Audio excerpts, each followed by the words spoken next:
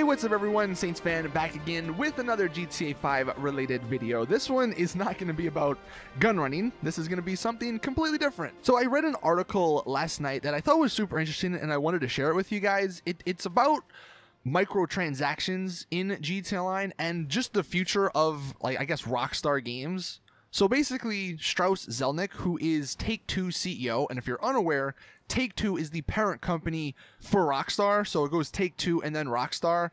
Basically, Take-Two is the publisher, Rockstar are the developers, and, you know, when it comes to the business side of things, not that I know much about, you know, what goes on inside of these two companies, but, you know, when it comes to the business side of things, Take-Two has a lot to say in what Rockstar does. So when it comes to microtransactions, shark cards, and all that, Take-Two is definitely involved. And I thought this was a really interesting article because the CEO, Strauss Zelnick, he mentioned some things about those microtransactions that I think is actually really good, you know, because we've all had a lot of questions over the last few years about these shark cards and microtransactions and what they're going to, you know, or how they're going to use them going forward, especially in Red Dead Redemption 2. And I'll talk a little bit about that in a second. But he sort of... he said some things that I really think are good, and I think, you know, assuming they stick to these ideas, we won't get upset at shark cards or the idea of shark cards going forward.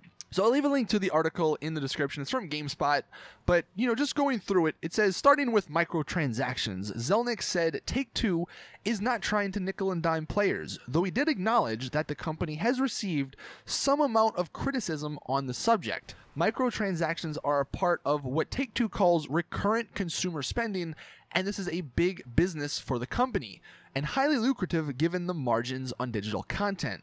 So talking a little bit about that criticism, that is something that I think we can all agree is fair, because some of the stuff that they've done with GTA Online to make more money, I mean, it's pretty blatant, you know, making the missions not pay out a certain amount or not pay out a lot, and making the cars a super crazy amount of money, and making, if you want to get some of the DLC stuff without paying for it, you have to grind for a crazy amount of time.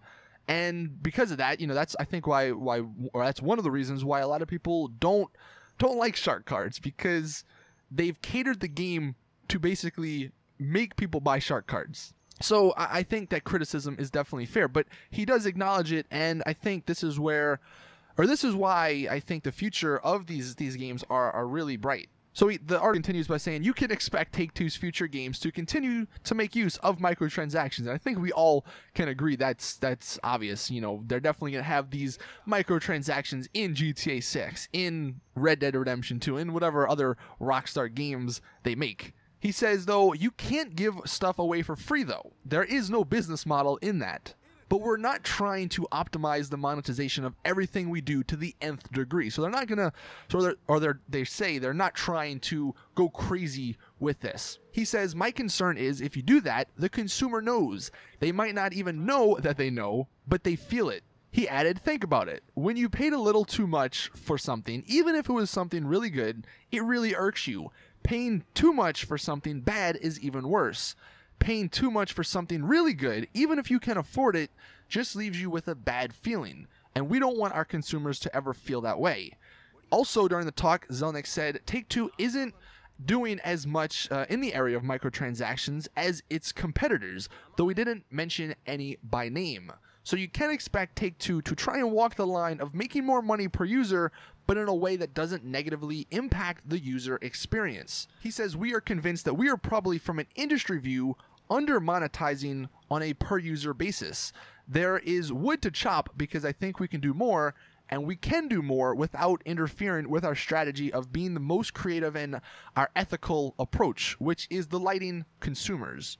We are not going to grab the last nickel. So all of that, I think, is definitely something that should make people optimistic about the future of microtransactions in Rockstar games. I mean, he talks about competitors, and I think we all know who he's sort of talking about in terms of, you know, nickel and diming people. I mean, you got Call of Duty, you got EA with Battlefield and all the crates and all that are in those games, and they're making people spend all this amount of money for new guns and new skins or whatever. I honestly don't think shark cards are as bad as that, although it is somewhat different. The one thing that I have hope for is that he says they don't want to negatively impact the user experience, and what I believe, GTA Online was sort of a testing period for a lot of things. I mean, GTA Online was the first, sort of multiplayer experience, I guess, of its kind, and they learned a lot from it. And obviously, we're not going to know, what they learned, I guess, from that and how they're going to fix some of the things and how they're going to use that information until perhaps GTA Online 2 and GTA 6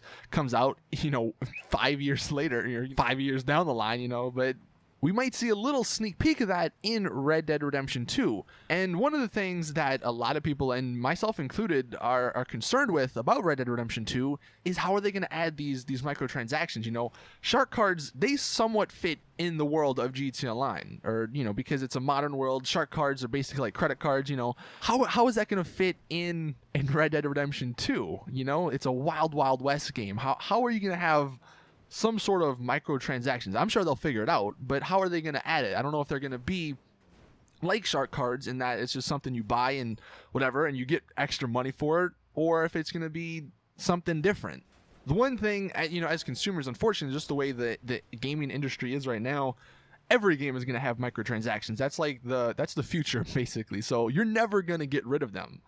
And my thought is that they saw what was good and what was bad with the microtransactions in GTA Online, and they're going to incorporate that into Red Dead Redemption 2. They're going to see, hopefully at least, look, people don't like making everything super grindy, I guess, in order to get the items. Maybe they decide, hey, in Red Dead Redemption 2, let's make it so where people don't need to grind as much, or the things that you can buy aren't as expensive, or the missions you play, they actually pay a decent amount, And hopefully they don't sort of almost force you to buy the shark cards if you want some of the more expensive items in the game. Obviously, they're going to do a little bit because of the crazy amount of money shark cards have made them, but at least from what he says, and again, this could all just be smoke and mirrors, he's just talking to make people hear what they want to hear, but hopefully they learned with GTA Online, and going forward with the future of Rockstar games, the microtransactions won't be as bad. That's kind of what I'm hoping. Let me know in the comments what you guys think about what he said.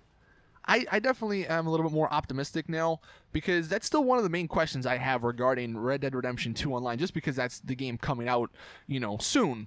How are they gonna incorporate these microtransactions, and are they gonna be as bad as they were in Online? Because if you think about it, shark cards, I don't want to say ruined GTA Online, because they didn't really ruin it, but it's close, man. Like, imagine a world in GTA Online without shark cards. Missions would actually pay a hell of a lot more.